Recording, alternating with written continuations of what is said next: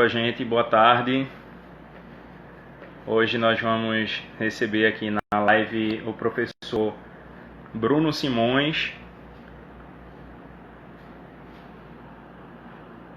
Brunão, que é graduado em Educação Física, atualmente está como fisiologista do Clube Náutico. E Brunão vai estar trazendo para a gente aí a discussão sobre o treinamento de alto rendimento para esportes coletivos. E aí ele deve estar abordando, né, sobre as capacidades em relação às capacidades determinantes em relação às qualidades físicas de maneira geral, como é feita a avaliação em relação a essas capacidades, o planejamento do treino e o monitoramento em relação ao treinamento de alta intensidade para alto rendimento. Quero já mandar um abraço aí aos colegas que estão presentes.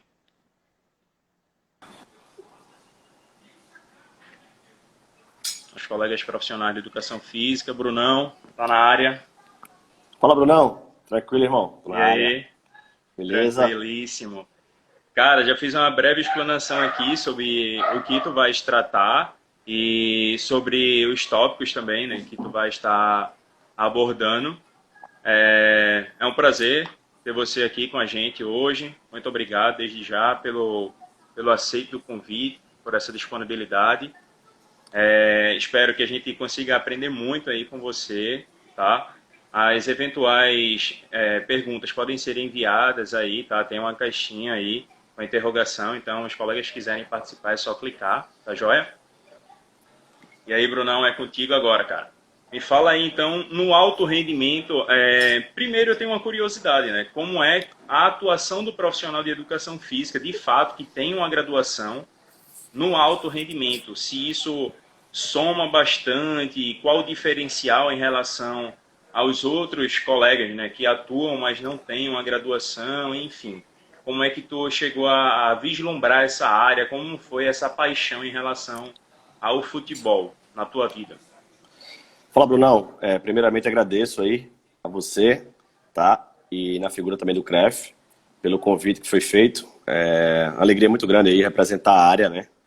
No qual todos estamos inseridos aí na educação física. E também há áreas que não são da educação física, mas que também estão nos assistindo aí para trocar uma ideia no que respeita à questão de alto rendimento.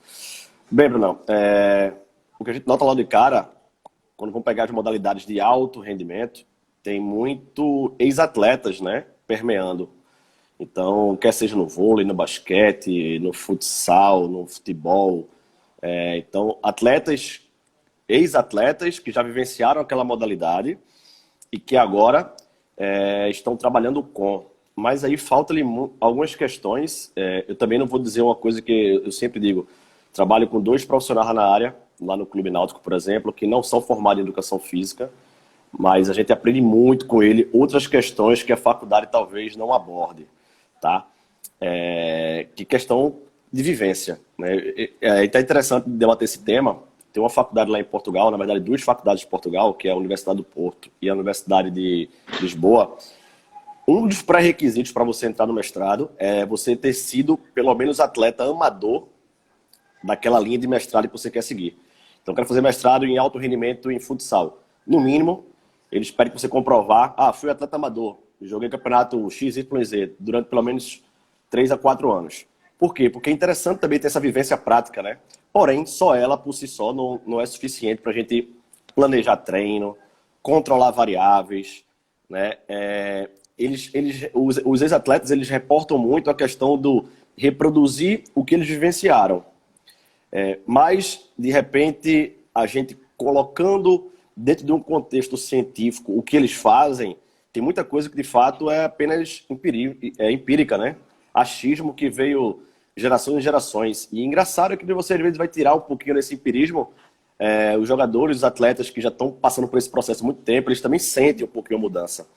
Mas eu digo que são os ex-atletas profissionais que não têm o credenciamento no conselho, que não fizeram a graduação, eles sentem algumas bases metodológicas, planejamento de treino. Eu acho que o mais interessante, periodização, de fato, Mesmo quem foi atleta, mas periodizar é uma coisa que é um pouco mais complexa, né?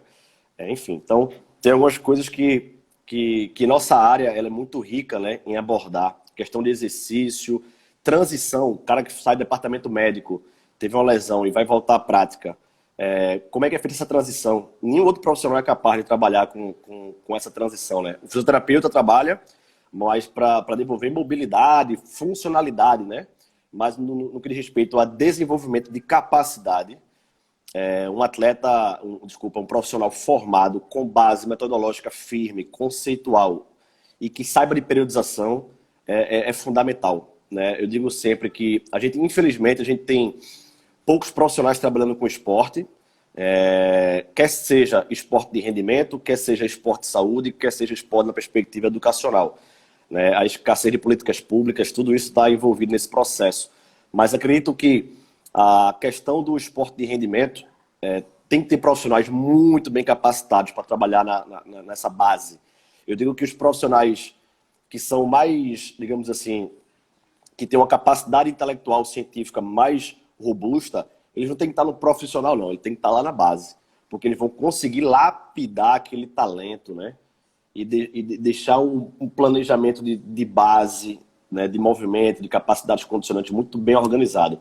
Quando você tem lá em cima no profissional, ali os caras já estão com a identidade, né, futebolística, digamos assim, já um pouco formada. Na base, que aí os professores têm que começar a colocar jogos de inteligência tática, jogos de desenvolvimento físico no modelo, na perspectiva contemporânea, que é a partir de minijogos, jogos reduzidos, né, de estímulo, recuperação, lúdico. Então, só quem sabe isso de fato é um profissional que trabalha com aquilo, que vive aquilo, que estudou aquilo, né? Infelizmente. Ou felizmente. Perfeito. Ô, Brunão, e em relação às capacidades que tu falas aí, capacidades condicionantes em relação ao esporte, o esporte de rendimento em si, como na base o profissional ele pode estar atuando e como é que vocês esperam que cheguem lá no profissional já essas capacidades? Como é que vocês fazem a avaliação dessas capacidades? Pessoal, Brunão, a cada nível que se passa, digamos assim, se eu pegar a categoria sub-13, sub-15, sub-17, foi evoluindo, sub-20 e profissional, a cada categoria que a gente vai subindo, o nível de exigência psíquica e física, ela vai aumentando. No profissional, só para a gente ter noção, no jogo da base, a média de público aqui em Pernambuco, de quem telespectador, né, no estádio, ali no jogo da base, é 200 a 500 telespectadores. E quando o moleque joga com 40 mil pessoas que não tem uma estrutura emocional bem desenvolvida, ele sente. Ele pode estar muito bem fisicamente, pode estar muito bem taticamente, pode ser um cara muito inteligente. Mas, velho, errou 2 passes, a torcida, 40 mil pessoas, pegou em cima, os moleques, né, dessa forma, eles não conseguem, às vezes, suportar essa pressão. Então, assim, na base é fundamental trabalhar essas questões. A parte física é importante, lógico que é importante, mas acredito que o pilar básico é o aspecto mesmo mental, né, de ele ter uma transferência de jogador, que é uma coisa, para atleta, que é outra. A gente está falando em alto rendimento. Um atleta, hoje em dia, ele tem que realmente... Eu digo que o Cristiano Ronaldo é um exemplo de atleta porque o cara se cuida 24 horas por dia. Se preocupa com sono, se preocupa com alimentação, né, extravagâncias, deixa de lado. Se você quer ser atleta, você tem que fazer várias renúncias. E aí nem todo mundo está disposto a pagar essas renúncias, né? Então, assim, eu acho que é muito da questão da base. Capacidade física é fundamental? Capacidade técnica, fundamental. Capacidade tática, cognitiva, não tem nem condições. Mas capacidade mental, psíquica, eu acho que é fundamental a gente trabalhar. E aí é uma equipe multidisciplinar. Tem interrogação. A base foi feita para revelar talentos ou foi feita para ganhar títulos? Pode ser os dois. E aí tem todo um processo que envolve, né? Mas eu acho que o mais interessante, Bruno, é que o clube, quer seja um clube de basquete, de vôlei, de futebol, o clube tenha uma metodologia muito bem desenhada em cada categoria de base, o que é interessante desenvolver dentro das 4 dimensões do esporte coletivo, que é a questão física, técnica, tática e mental. Essas 4 bases, a gente pode, em cada categoria, ter um trato diferente de trabalho. Com o aumento de complexidade de informação, com complexidade de jogo. Só para fazer rapidinho uma relação com a Bélgica, que acho que é um exemplo de país. Eles fazem lá no Anderlecht, que é o time da Bélgica, não é à toa que a Bélgica ganhou do Brasil da última Copa do Mundo, né, infelizmente, mas os caras são muito bem organizados. Um país muito pequeno, mas que tem uma metodologia muito, bem interessante. Os clubes da Bélgica, eles fazem o seguinte: categoria sub-6, sub-7, no máximo que joga é 4 contra 4. Aí sub-8, sub-9, 5 contra 5. Sub-10, sub-11, 6 contra 6. Só vão jogar o 10 contra 10 quando tá com 15 anos. Eles só vão escolher uma posição, eu quero ser lateral, eu quero ser volante, quando eles passam dos 15 anos. Então a gente às vezes quer colocar um moleque lá, você vai ser zagueiro. 12 anos, vamos trabalhar para isso. Não dá. Então ele tem que desenvolver algumas capacidades interessantes de confrontamento, de desenvolvimento tático, de passar por várias posições, de conhecer limitações de cada capacidade, de cada posição, para depois ele ver o que ele se assenta melhor, qual é a capacidade que ele tem um pouco mais... Capacidade não, perdão. Qual é a posição que ele tem um pouco mais de afinidade, facilidade, e aí tentar ser inserido. Então, o clube ele tem uma lógica de trabalho, e aí os profissionais que chegam se encaixam nessa lógica, e aí eles têm uma via de mão dupla, que a gente chama, né? Então a coisa é muito mais linear. Quando você chega no clube que não tem uma metodologia do clube pronta, que o sub-15 fala de um jeito, o sub-17 já tem outro modelo de jogo, outra pegada, o sub-20 já é outra lógica, o profissional é outra lógica, pô, coitado do atleta, né? E aí não chega lá em cima, o cara faz, pô, não chegou lá em cima, não é um jogador bom. Pelo amor de Deus, né? A gente mata muito talento porque a gente é desorganizado metodologicamente dentro dos clubes, dentro das capacidades determinantes, capacidade tática, capacidade física, técnica. A gente tem que ter e não tem um modelo, uma receita de bolo, não. A gente tem que ter um padrão de acordo com a nossa especificidade, nosso clube, nossa região.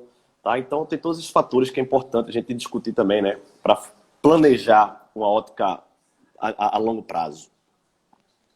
Brunão, então, no teu ponto de vista, a especialização precoce seria um dos parâmetros que está impossibilitando a gente ter um melhor aproveitamento, de maneira geral, da base, né, no futebol.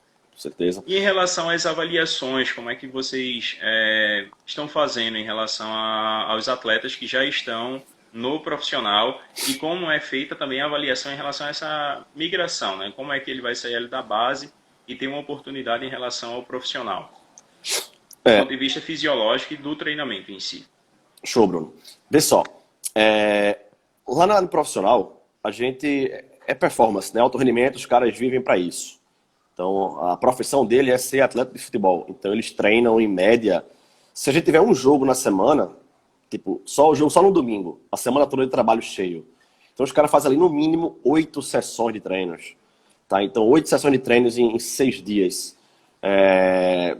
Então, veja, 8 sessões de treinos, ela tem que ser muito bem controlada, muito bem gerida, para que quando chegue lá no jogo, no final da semana, os caras estejam bem capacitados ao longo da semana, porém bem recuperados para jogar bem.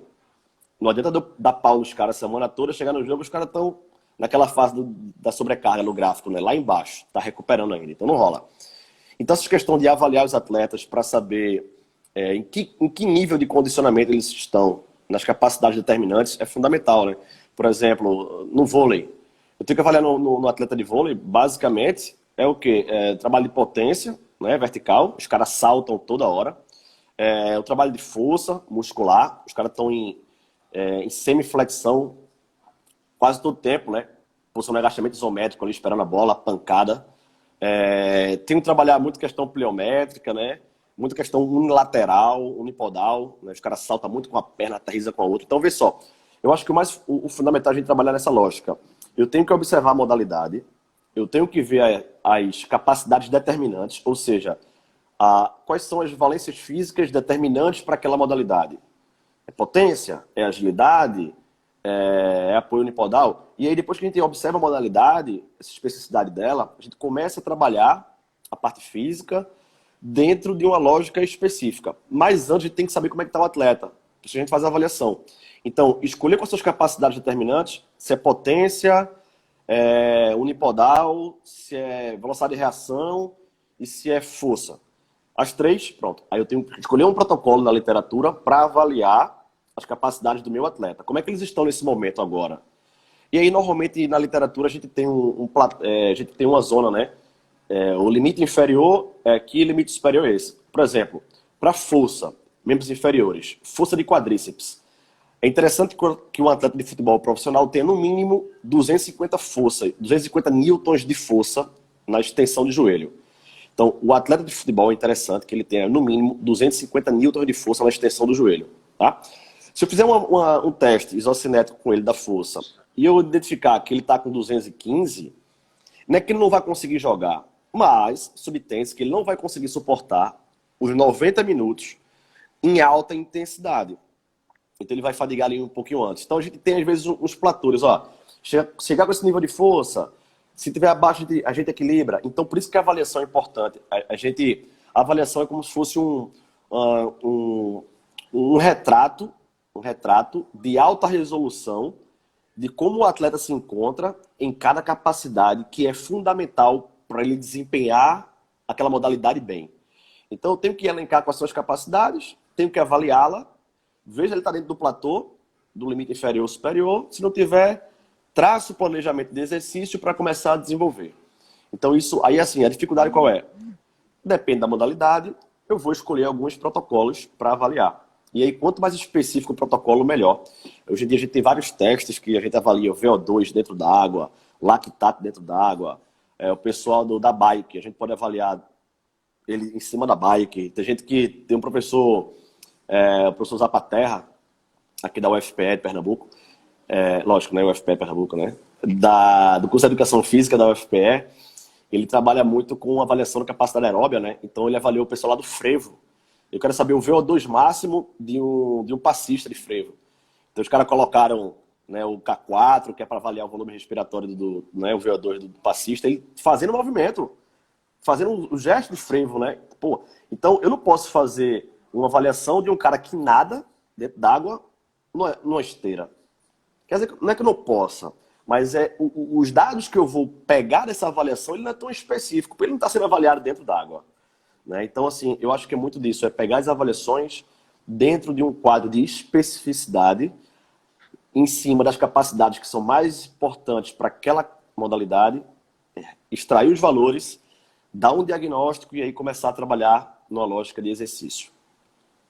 Bruno, ainda uma outra curiosidade em relação a essa avaliação, né? Tanto também temperatura, de lactato, a própria ergospirometria, vocês fazem com que frequência normalmente nos clubes, né, em si? Bem, Bruno, pré-temporada normalmente a gente faz a avaliação logo Quer dizer, a gente até mudou no Náutico, a gente teve um cuidado, até em cima dos artigos atuais aí da Sport Medicine. O pessoal do Sul, Rio Grande do Sul, prioritariamente ele, Grêmio, Inter, os caras não fazem, na primeira semana, as avaliações. Eles passam pelo processo de adaptação, porque os caras estavam parados, digamos assim, 30 dias parados. Aí na primeira semana fazer a avaliação, pô, lógico que eu vou encontrar coisas ali que não são tão fidedignas. Então a primeira semana os caras fazem o quê? Um trabalhozinho de volume um pouco maior, tá? Passa para as capacidades gerais, então faz uma semana de adaptação, 10 dias. No 10º dia ele avalia os atletas, tá? E aí fica um pouco mais próximo da realidade para ele traçar o planejamento e trabalhar em cima. Uma vez a gente avaliando os atletas, fazendo um trabalho específico para desenvolver as capacidades, a gente volta a reavaliá-los ao fim da pré-temporada. E aí não precisa ser necessariamente os testes que a gente fez antes. Mas a gente tem alguns fatores que dá a entender que o sujeito chegou numa capacidade legal. Por exemplo, eu posso fazer o teste do lactato junto com o protocolo do ioiô para avaliar a capacidade respiratória. E aí, se o cara parou no estágio 8 do ioiô e o lactato dele, foi 30 milimols, né? E aí, quando eu vejo que ele está jogando, depois de um mês, no mini-jogo lá de um treino específico, eu chamo esse sujeito, vejo lá o lactato dele, e aí, se o lactato tiver o que era 30, naquele mesmo estímulo de 10 minutos de joguinho, ele está a 26, subtende que esse cara está otimizando, está melhorando essa recuperação. Então, assim, até pelos dados fisiológicos, quando a gente coloca dentro da avaliação na pré-temporada, a gente não precisa reavaliar o sujeito em todas as capacidades. O feeling do dia a dia, juntamente com os dados bioquímicos, sanguíneos, a gente consegue perceber se o cara evoluiu ou não. Então tem muito essa lógica, tá? Mas quem não tem dados fisiológicos, né, termografia, quem não tem CK, quem não tem PCR, que é algo do alto rendimento, que custa um pouco mais caro, refaz a avaliação que você fez no primeiro momento e aí compara os dados. E aí a gente vai fazer um novo planejamento. E aí surge a pergunta, será que o que ele estava baixo ele otimizou? Né? Será que o que ele estava bom ele manteve? Então, os dados quantitativos na pré-temporada e depois de pelo menos, a literatura aponta ali de 25 a 28 sessões de treinos, subtende-se que o atleta já esteja com as capacidades desenvolvidas. Se não estiver bem desenvolvida, a gente tem que investigar ou modificar alguns métodos de intervenção. Então, a avaliação, Bruno, é constante. A avaliação geral, lógico, na pré-temporada, porque aí eu pego a avaliação funcional do movimento, eu pego a avaliação da força, eu pego a avaliação de potência, eu pego a avaliação de VO2 máximo, tá? E aí eu compilo tudo isso no documento, pego os jogadores, enquadro eles em zona A, B e C. O A é o que está bem, naquela capacidade, o B regular e o C que está mal. Depois que eu avalio todo mundo, eu vejo quem está bem, quem está sem em cada capacidade e vou distribuindo as cargas de trabalho específicas para aquilo que ele está mal ao longo das semanas. Então é basicamente o que eu chamo, é jogar a rede, puxar, como é que esses caras estão, colocar os dados na mesa, ver, organizar subgrupos e traçar exercícios de mais ou menos ali 16 sessões, reavalia, está no caminho certo, segue o fluxo e a gente vai capacitando. Muitas vezes não tem tempo, mas depende da modalidade, a gente consegue trabalhar base, depois trabalhar uma questão mais específica. Às vezes tem, por exemplo, a pandemia agora, vai voltar agora os clubes de futebol, a gente não sabe quanto tempo vai ter. Alguns falam 12 dias, outros falam 15 dias. Então imagina, os caras estão parados há 60 dias, fez ontem, e aí querem voltar a jogar em alto rendimento com 2 semanas. Não dá. Viram agora a Alemanha? O final de semana o futebol alemão voltou.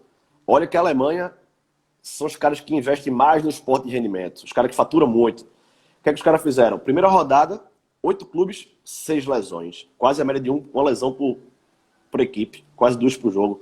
Então imagina, a Alemanha, tá? E teve uma base de 3 semanas de treino, de pré-temporada.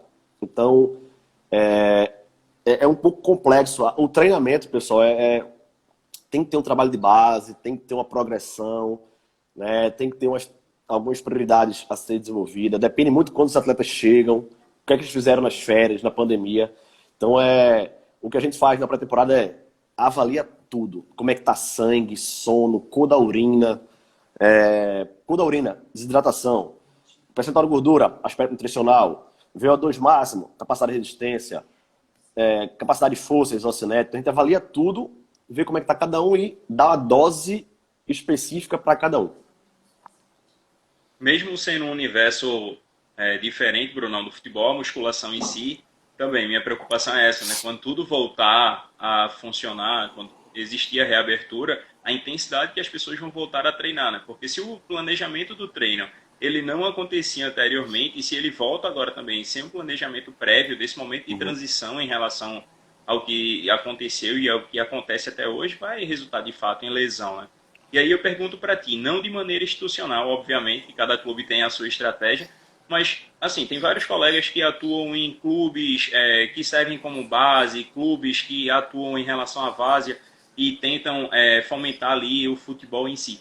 Como seria um planejamento adequado para aquele clube que pensa de fato em competir, em até alcançar uma competição a nível A2, enfim? Como é que você pensa? Se é em bloco, se um clube que é pequeno, ele precisar, ao invés de pensar em bloco, pensar apenas uma competição, formal ou não, se ele vai trabalhar no morfociclo, qual seria o cenário aí recomendado para esses clubes? Vê só, Bruno, qualquer esporte de alto rendimento, o poder financeiro vai pesar, né? E eu digo até os alunos, a gente tem aula, eu digo isso. A gente tem a avaliação padrão ouro, que o cara vê tudo, velho. Vê até a tua conta bancária. Tu passa no raio-x, o cara vê tudo, né? E tem avaliações que são padrão prata, tem outras avaliações que são padrão bronze e outros padrão latão. Então, assim, claro que a latão é aquele cara que aquele teste de Cooper ali de 2.400 metros, pega o tempo só. Não considera a idade do sujeito, não considera peso, não considera nada. Mas ele tem um parâmetro de avaliação, mas a margem de erro é muito grande. Então, qual é a lógica? Dentro das minhas limitações, a gente tem hoje avaliações bem legais de utilizar telefone celular para avaliar a potência de salto. A gente tem planilhas de Excel com fórmulas para saber VO2 máximo, colocando frequência cardíaca do sujeito, peso do sujeito, o tempo que ele faz na distância percorrida. Claro que não é o padrão ouro, repito, né? Não é uma ergospirometria, mas é um teste de campo que dá para ter uma noção de mais ou menos como se encontra o meu plantel, meu grupo, tá? Então, assim, eu acho fundamental, qualquer um eu acho que a dificuldade do profissional de educação física, inclusive eu falo por mim e falo para meus alunos, é questão desse planejamento, dessa periodização. Por dois fatores. Uma, se for na musculação, se for na modalidade individual, você tem que comprar, o seu atleta tem que comprar a ideia. Então você tem que colocar na modalidade individual, a musculação, olha, teu objetivo é esse, tá lá, faltam 10 degraus para chegar no teu objetivo. O primeiro degrau é melhorar teu movimento. Então, eu identifiquei que tu tá com dificuldade no movimento, as avaliações funcionais que eu fiz, tu estava com dificuldade de fazer algum agachamento completo, enfim. Então, eu vou começar a entender como é que tá o teu movimento. Então, é a base. Depois, trabalhar o aspecto neural. Depois, trabalhar o aspecto de força bruta. Depois, força específica. Então, assim, eu digo que a gente tem que traçar um objetivo, metas para chegar naquele objetivo. E deixar para o atleta claro isso. Ó, a gente se encontra aqui. Se tu fizer tudo certinho, tu vai chegar aqui bem e daqui tu não derruba mais. Agora, se tu vacilar no meio do percurso, não dá. Eu digo, tem uma frase bem legal, o sucesso não é um destino, né? É um percurso. E a gente tem que trabalhar essas etapas. Então, se for individual, meus alunos de consultoria que eu faço, dizem, ó, tu faz um treino de 1 hora meu. 23 horas tu tá sozinho, tomando conta de você. Então, tu tem que dormir bem, tu tem que se alimentar bem, tu não tem que se auto-burlar, né? Eu sou um facilitador do processo. De repente, eu vou dizer ali os caminhos que tu pode percorrer para chegar lá. Então, assim, eu acho que essa questão mesmo de cumplicidade é muito legal. Lá nos atletas, lá no Clube Náutico, eu sou fisiologista, mas, assim, eu tenho que passar um relatório diário dos atletas, da saúde dos atletas, mas eu sou muito... Essa relação humana, pessoal, é fundamental, de confiança, né? É uma relação de via de mão dupla. Então, assim, te respondendo, Bruno, mesmo com toda a dificuldade da gente ter ferramentas padrão ouro em clubes de futebol de menor expressão, a gente consegue traçar planilhas que dá para avaliar as capacidades, dá para ter uma noção de como se encontra um atleta e dá para estabelecer metas com base naquelas avaliações um pouco mais em relação ao planejamento. E aí é conhecer um pouco mais de treino, né? É estar um pouco mergulhado. Aí, por exemplo, saber que depende muito do jogo. Se for 2 jogos por semana, completamente modifica muito a questão da distribuição de carga na semana. Por exemplo, vou dar um exemplo. Se o Náutico se qualquer equipe jogar terça e sábado, cada jogador, em média, por partida, corre aí 9, 10 quilômetros. Então, 2 jogos por semana já dá mais ou menos o quê? 20 quilômetros percorrido. Lá no clube a gente coloca assim, ó, os caras têm que fazer de 24 a 26 km por semana. No meio da temporada, no meio. Na pré-temporada é um pouco mais. Né? Essa periodização vai aumentando. Primeira semana, adaptação, 12 km na semana. Na segunda semana, eu subo essa quilometragem para 18, aumento 6. Na terceira semana, volume maior. Aí sobe lá para 24, o volume da semana, distribuído nos dias. Um dia ele faz 4 km, outro dia ele faz 2. Enfim, semana tem que dar 25. E aí eu mantenho, depois caio, para depois chegar no campeonato. Então, eu tenho que saber quando é o campeonato, para saber como é que eu vou fazer essas semanas blocadas. Se eu tiver tempo, pode fazer linear, né? Adaptação, moderada, choque, transição, desce para compensar e começar a competição. Porém, depende do tempo que eu tenho. Se eu tiver 3 semanas, aí eu tenho que blocar. Eu tenho 3 semanas, são 21 dias. Então, 5 dias assim, 5 assim, 5 assim. E também vou controlando as variáveis. Será que o cara recuperou bem? Será que não recuperou? Não é só o treino, né? A alimentação também. Na pré-temporada, aporte nutricional de proteína bem maior, carboidrato um pouco menor, porque os caras chegam um pouco peso um pouco maior, enfim. Então a gente vai muito ajustando com a alimentação, com a parte nutricional, na verdade, né? E também com o tempo que eu tenho de competição. Então, por exemplo, se eu jogo 2 vezes na semana, dá 20 quilômetros, eu tenho 6 quilômetros para distribuir em 3 dias. Então eu faço ali 2-2-2 ou 3-3-0. Depende muito também de como estão os atletas, se é viagem, jogar em São Paulo, aí já perde um dia de trânsito. Enfim, eu digo que a gente organiza um alto rendimento por semana, porém, a gente pode fazer um planejamento até o início da competição blocado. E essa semana vão sofrendo alterações mediante a resposta dos atletas, né? Essa lógica. Massa.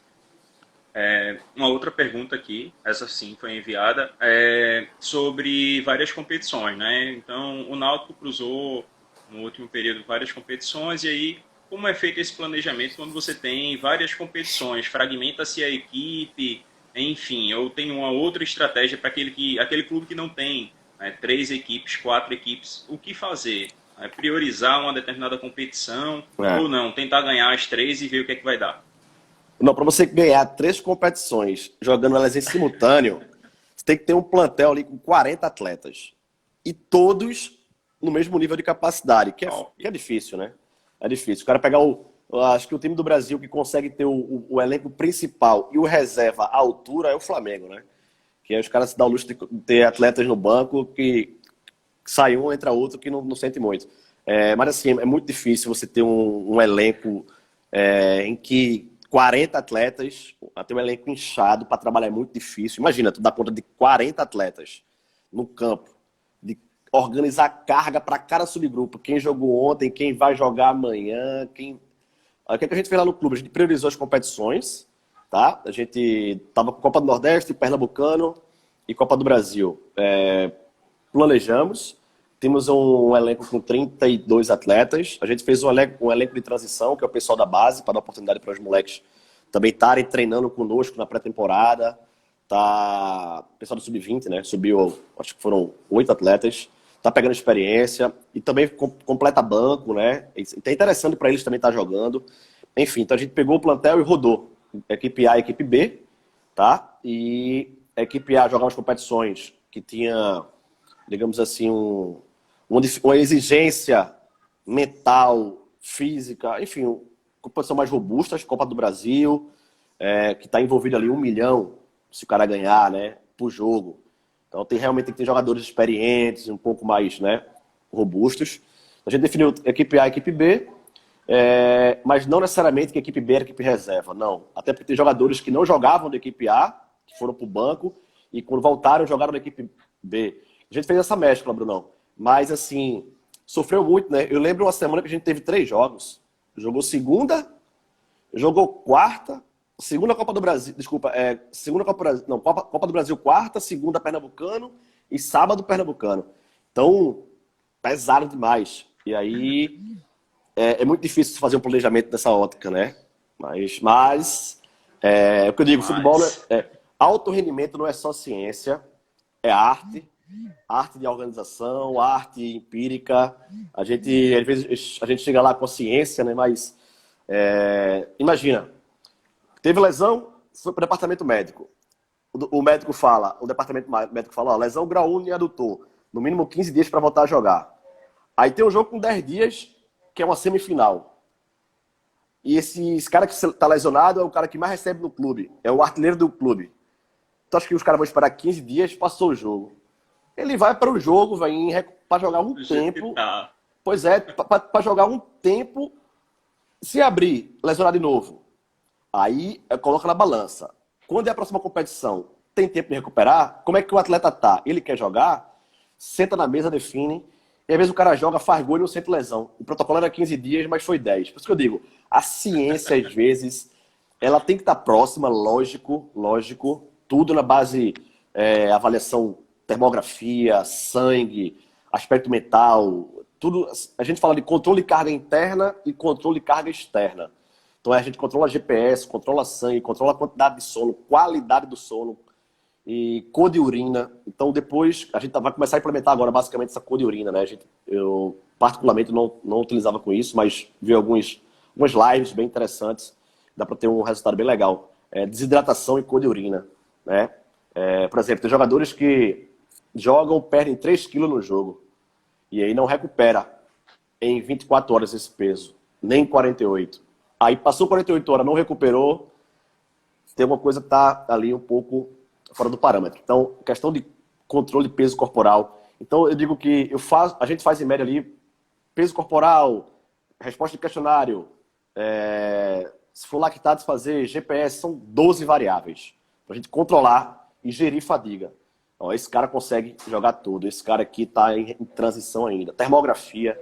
Então, tem muita coisa que a gente pode estar utilizando. Agora, claro, tem clubes que não têm esse recurso todo, né?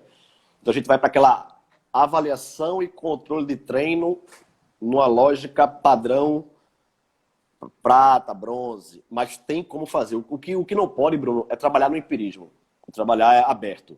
Mesmo que você tenha ferramentas que não são tão robustas hoje em dia, mas tem que ter ferramenta para avaliar. Eu falo, tem João, o goleiro lá do clube, o goleiro não, perdão, o preparador de goleiro, João, passou muito tempo no Corinthians, trabalhando com o Cássio, campeão mundial aí, João. Pô, o cara, todo dia quando acaba o treino, ele tem a anotação dele, velho, de caderno. O cara que rodou, tem tecnologia absurda, trabalha com câmera, pá. Mas ali, ó, caderninho, tá? O que é que ele fez hoje? O goleiro foi bom tecnicamente? Foi. Fisicamente não foi bem. Mentalmente, estava concentrado? Não. Então ele tem os pilares dele de trabalho. E aí, velho, dá pro cara começar a ter uma noção, tá? O que não pode, o que Arão começou, o professor Arão colocou aí. Arão é preparador físico lá do Náutico. Arão Bach. Ele colocou aí, o que não pode ter preguiça, velho. Ferramentas existem e a gente consegue, mesmo mais precoce, determinar as ferramentas e trabalhar em cima delas. Perfeito. Inclusive, mandar um abraço aí, né? Mandar um abraço para Aron. Ceará deve estar aí também assistindo a gente e a galera Só que fera. tem atuação lá. Brunão, então, sobre a base, né? Eu acho que a dúvida vai muito da base, porque no profissional a gente tem ferramentas para isso, a gente vai ter um suporte em relação aos profissionais também. E a base, né? Hoje, como os clubes têm visto, e eu pergunto para ti de maneira geral, a base, né? Se isso ainda é valorizado ou não, se vez ou outra ainda se prefere comprar, contratar de fora ou não, se de fato se investe nessa base, se acredita e faz com que esses atletas consigam realmente, quer dizer, o jogador consiga tornar-se um atleta de fato de ponta. Bem, Bruno, de fato a base é algo que tem que ser visto numa outra perspectiva, tá? Principalmente na lógica de a gente dar as condições básicas para que o atleta ele consiga treinar bem, tá? Ter sequência em jogos e também futuramente, né, ter resultados, porventura, caso tenha.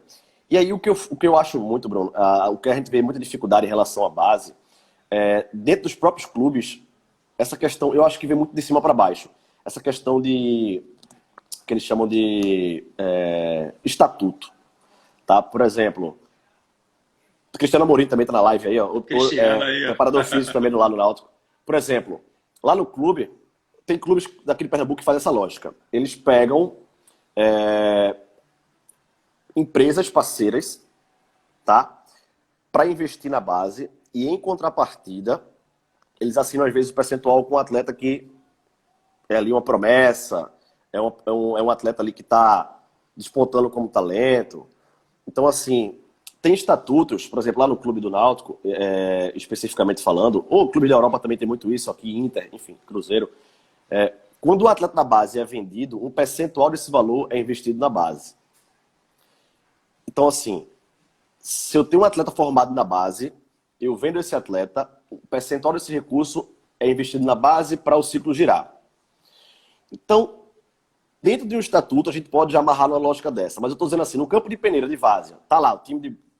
Né, o que a gente pode fazer para oportunizar os moleques de ter uma boa prática? Primeira coisa, jogar competição. Competição, para você inscrever na competição, exige dinheiro. Exige custo, né? Deslocamento, inscrição, tudo. Então, o que a gente pode fazer? Empresas parceiras, que pega percentual, às vezes, de alguns atletas, que são promessas, custeia algumas coisas, vai marcar na camisa, premiação de se ganhar é um percentual para essa empresa, e ainda tem a lei de apoio, né, de incentivo ao esporte, né, que era um pouco mais clara, era um pouco mais limpa, que aquela dedução de imposto de renda, né, de isenção de impostos, lá no final do ano ele deduzia, né, se você investisse no esporte amador. Então, faltam algumas questões fundamentais. Eu vejo muito time de várzea, que sustenta time de várzea, às vezes é um empresário que está vendo ali, que mora próximo, às vezes é o próprio treinador, mas eu acho que falta muito essa lógica de... Em Portugal é assim, na base também não tem tanto investimento para base, mas os caras fizeram o quê? Amarrou o estatuto do clube. O moleque da base foi vendido, vem para o clube, então já tem um valor. Me deu um percentual do marketing, Instagram, mídia social para a base, uma pessoa que gere da base para levantar recurso, empresas parceiras que investem na base.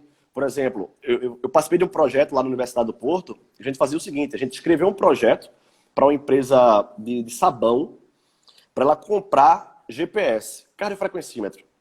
E falou assim, ó, eu preciso de 20 cardiofrequencímetros, o valor é 20 mil, o equipamento é seu, você vai só emprestar para a gente enquanto a gente está treinando. Em contrapartida, o seu nome vai na camisa, o seu nome vai no site e o material, o instrumento é seu. Acabou a parceria, você leva para você. É bom para o clube porque tá usando o cardiofrequencímetro, é um aluguel, né? É bom para o cara porque o cara não vai perder dinheiro. É bom para ele estar botando a marca. Então, assim, há projetos, empresas que participam desses investimentos para pelo menos dar uma condição básica dos atletas terem mais competições, mais rodagem. E lá em Portugal começou muito assim, eu acho legal esse exemplo em Portugal, há 10 anos atrás, né, quando eu fiz o mestrado, eu passei muito dessa lógica de construir projeto para barganhar recurso. Né? Então, a barganhava 30 bolas, uma empresa, e aí a camisa, velho, fica aquela camisa de bloco de carnaval, cheia de patrocínio, mas assim, porém lá em Portugal, no final do ano, os caras que investiram na base, os caras têm dedução de imposto de renda, então ele já conta pela receita. Então, essa captação de recursos, eu acho que a gente ainda é muito ainda embrionário aqui, tá? Tem empresas no Sul e Sudeste que fazem isso.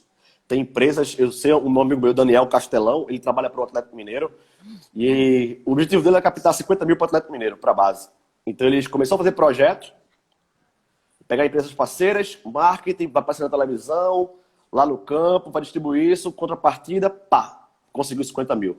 E ele já saiu para... E ele paga o salário dele, né? Enfim, então acho que tem que ver muito por essa lógica. E também o clube está amarrado, também tem que vir de investimento, também tem que vir também do próprio clube. Então, Bruno, eu acho que são vias a gente começar a observar o alto rendimento, a base, numa outra lógica. Tem que ter investimento para os atletas se alimentarem bem, ter um bom material, participar de competição. Um cara que não participa de competição não tem rodagem, não tem bagagem. E aí, para chegar lá em cima, é mais difícil. Então, para barganhar isso, eu acho que tem que ter essas lógicas, né, conceituais. Brunão, teve uma pergunta aí, passou agora há pouco, sobre como é que o clube, né, o Náutico, está enfrentando em relação à pandemia os atletas. Como é que está o treinamento dessa galera? Se foi feito planejamento antes ou não, se foi mediante o decreto, né, ali. Vai fechar agora, e aí vocês fizeram lá o planejamento. Como é que foi essa transição? Como é que está a aceitação também dos atletas? Não sei se tem algum atleta aí com a gente, se tiver, pode até estar falando aí também. Como é que foi a aceitação, o feedback deles aí para vocês? Massa, Brunão. Bem, a pandemia, né, a gente não sabia o tempo que ia ficar parado. Então, chegou lá pra gente o decreto, galera, não pode ter mais atividade em grupo, no dia 18 de março a gente vai ter que finalizar as atividades. Reunimos todo mundo no auditório, a gente tem um auditório lá no clube, e aí foi presidente, vice-presidente, diretor de futebol, pessoal do departamento médico, físico, todo mundo estava lá no auditório, a gente explicou o decreto, fizemos, 15 dias off, até vocês vão tirar férias daqui a pouquinho, 15 dias off. E depois a gente volta a tratar para ver como é que vai ser essa onda, né? Se vai durar 1 mês, 2 meses, 3 meses. Mas, enfim, então a gente definiu essa lógica, eles foram para casa, calma, acho que vai dar tudo certo, a gente tem contato com eles, todo mundo, fizemos um grupo, alimentamos diariamente esse grupo com as notícias, tantos casos aqui, tantos casos lá. Começou a dar orientações, o médico todo dia dá um boletim lá no grupo, eles têm dúvidas, eles passam. E depois, agora, a gente deu férias para os atletas, a partir do dia 15 de abril. E aí, depois que voltaram de férias, a partir do dia 1 de maio, voltou de férias, a gente definiu, junto com a preparação física, o professor Arão e o professor Cristiano, o professor Walter, toda segunda, quarta e sexta, eles treinam online, né? Então, é uma plataforma que a gente abre, né? A gente consegue ver todos os 30 atletas, 28 mais ou menos. E aí os professores, o Aron e o Cristiano, puxam o treino, os caras fazem online, tá? E depois eles respondem questionário em relação à intensidade do treino, PSE, PSR, sono na quarentena, peso corporal, toda sexta-feira os caras mandam pra gente. Então a gente está garantindo, a gente sabe que 2 meses fazendo exercício dentro de casa, a capacidade de rendimento, claro que ela vai ser perdida muito, né?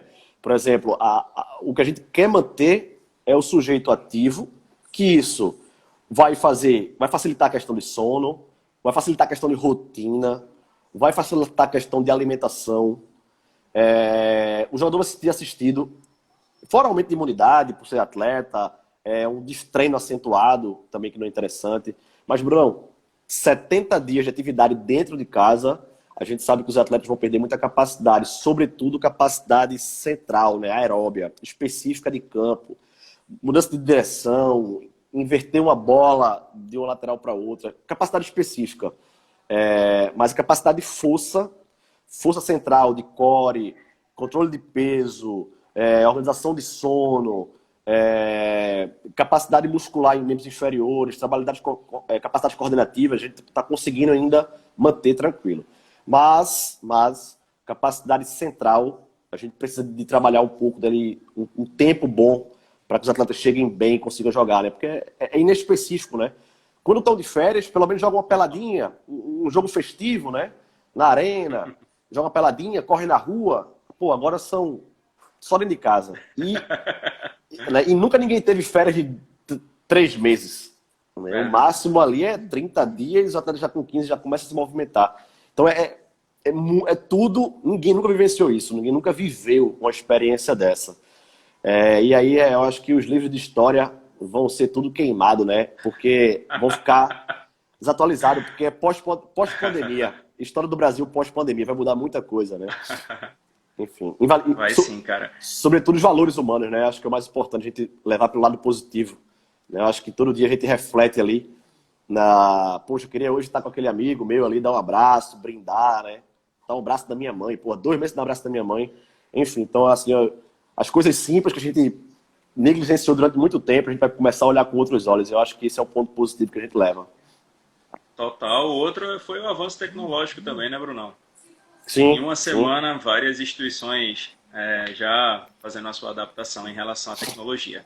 Verdade. Brunão, é isso, cara. Eu queria agradecer mais uma vez pela disponibilidade. Se você tiver algum recado a dar agora em relação à periodização, a treinamento, enfim, aos profissionais que estão agora assistindo aqui a live com a gente, que sonham em um dia em trabalhar em clubes, que sonham em um dia ter essa chance e essa porta também para estar atuando. Qual o recado que tu deixa aí em relação a essa atuação, aos sonhos, enfim? Brunão, eu tive até pensando, até um desabafo aqui geral. Eu, quando era estudante, eu queria muito trabalhar com futebol e eu não tinha oportunidade de entrar no clube. É um mercado que, de fato, é um pouco fechado. Muito fechado, velho. Tá? A oferta é pouca, porque a gente tem clubes de alto rendimento assim que vivem disso, poucos, aqui no estado de Pernambuco, né? São Paulo, por exemplo, já é um pouco maior, né? Mas enfim. Então, assim, quero trabalhar com isso, quero vivenciar isso, mas os clubes fecharam porta. De fechar mesmo, de eu ir lá no clube lá e querer ver treino, ficar na arquibancada, enfim. Então tem muito essa lógica, né, de clube fechado. Mas assim, velho, é vocação, é o cara acordar feliz para trabalhar, é o cara trabalhar de noite planejando treino. Então eu digo pra galera que tá assistindo aí, né, quer seja trabalhar no boxe, no tai chi chuan, no yoga, no futebol, se é essa vocação, a gente tem que começar a se qualificar academicamente para isso, tá?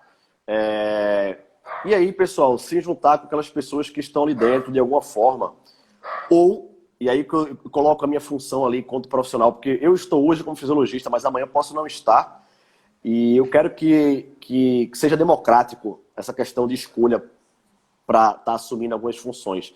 Então, eu já venho fazendo algumas questões simples, que algumas faculdades, por exemplo, a Faculdade de Olinda já foi lá visitar a gente, 2 faculdades de Recife foram visitar a gente, a de Caruaru ia visitar agora nesse meio dessa pandemia. Então a gente sempre abre ali para ver um treino.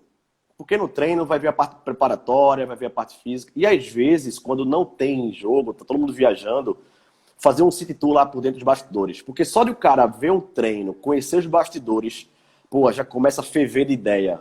Já alimenta, pô, é isso, velho, eu quero isso e agora eu vou.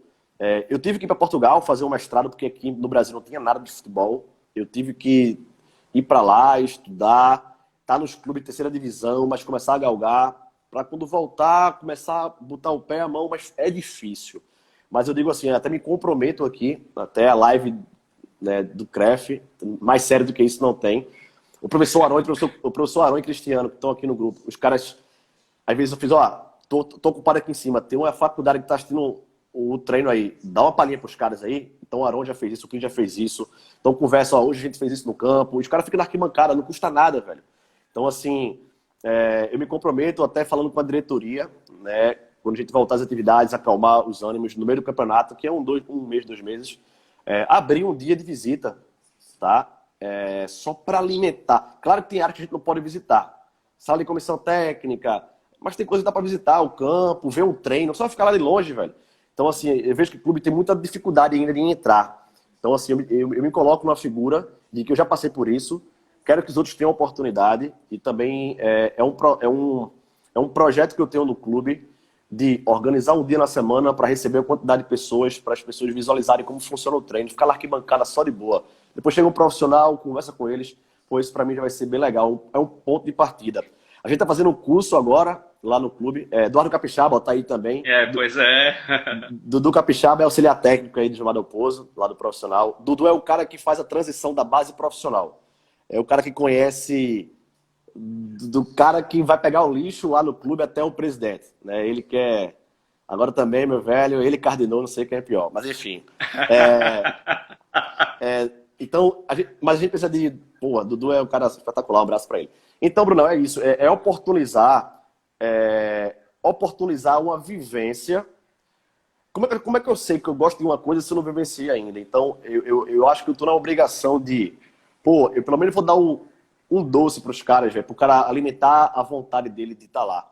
Então, eu também me comprometo com você, com o CREF, quando eu organizar com a diretoria, um dia, a gente receber aí, por inscrição, vai abrir no site do Náutico, ó, os 50 primeiras pessoas que são profissionais da área de educação física, estudantes, que quiserem visualizar o treino, visualiza. Aí é só encaixar certinho. Tem treinos que são treinos fechados, não dá pra ver, que é jogar em saída para vai ter o jogo, mas tem treinos que é aberto, tá? E eu acho que falta muito da galera para isso. Muita gente fala comigo, fica o coração partido, velho, porque eu não posso ajudar muita gente às vezes. Mas é um projeto que eu tenho e vai ser colocado esse ano em prática, com certeza. Tranquilo? É oportunizar a prática. Eu digo muito isso, que as pessoas... Eu não sei se eu sou bom cozinhando, se eu nunca tive a oportunidade de cozinhar, né? Então, eu acho que é essa lógica aí, da gente oportunizar. Se vai ser boa vivência, se vai dar o gostinho, bem. Se não for, pelo menos já cumpriu a função. Perfeito. Foi muito boa essa tua fala aí, inclusive trouxe um gatilho aqui em relação ao CREF também. O CREF está de portas abertas.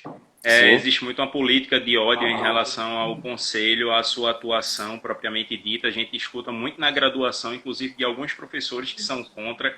E engraçado que é essa mesma linha de pensamento, né? Se você não se dá a oportunidade de conhecer, de ir lá, saber quem são as pessoas, saber como funciona, saber os departamentos, as comissões, você nunca vai de fato compreender como um todo ali. Então, o conselho também está de portas abertas para os alunos, para os professores, para as professoras, enfim.